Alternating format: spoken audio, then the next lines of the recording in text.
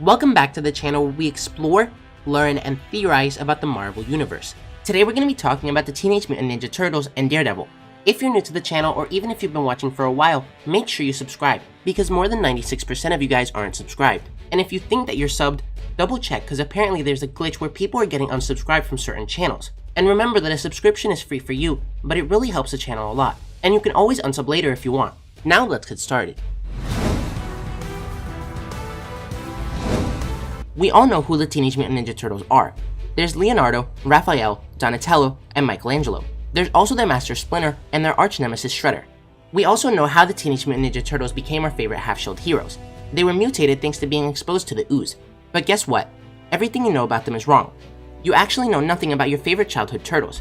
I bet you didn't even know that they lived in the Marvel Universe. Now I bet you're saying, you're an idiot. They don't exist in the Marvel Universe. They've never even crossed over with the Avengers or the X-Men. Now if you'd have told me that they lived in the DC Universe, then I would have believed you, because they've been in comics with Batman and were even DLC characters in Injustice. Or maybe, even that they live in the same world as the Power Rangers, having crossed over with them as well. But that's where you're wrong. While that's all true, their origin story actually connects them perfectly to one Marvel superhero, Daredevil. In Teenage Mutant Ninja Turtles #1, published in 1984, the Turtles' master Splinter recalls how he first met his mutant sons. According to the Giant Rat, after immigrating to New York with his master Hamato Yoshi, Splinter found himself alone on the streets. One day, while rummaging through some garbage for food, Splinter saw an old blind man cross the street and walk into the pathway of a truck. Splinter then witnessed young Matt Murdock, referred to in the indie comic book as a young man, push the old man to safety but get struck by one of the canisters on the truck. Unnoticed by everyone except Splinter, the canister bounced on the ground and hit a glass jar carried by a young boy. The jar shattered, freeing 4 baby turtles and covering them with the glowing ooze. Splinter himself was exposed to the ooze when he decided to save the 4 turtles by placing them in a coffee can. The turtles and the rat continued to mutate in the sewers over the next few days, becoming intelligent humanoid creatures. So apparently being affected by the same radioactive ooze gave both Daredevil and the Teenage Mutant Ninja Turtles a knack for ninjutsu.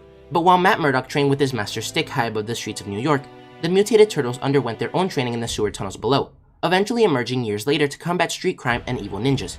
Now let's say that all this wasn't enough to convince you. Well, here are some more connections. Stick trained Daredevil. Splinter trained the turtles. Daredevil fights the hand, the turtles fight the foot. Daredevil wears a red suit, and originally all the turtles wore red masks before branching out to their respective colors years later. And while never confirmed, one could argue that Nobu, who first appeared and was an original character in Netflix's Daredevil show, was based off Shredder. But let me know what you guys think about all this. Did you know that the Teenage Mutant Ninja Turtles basically exist in the Marvel Universe?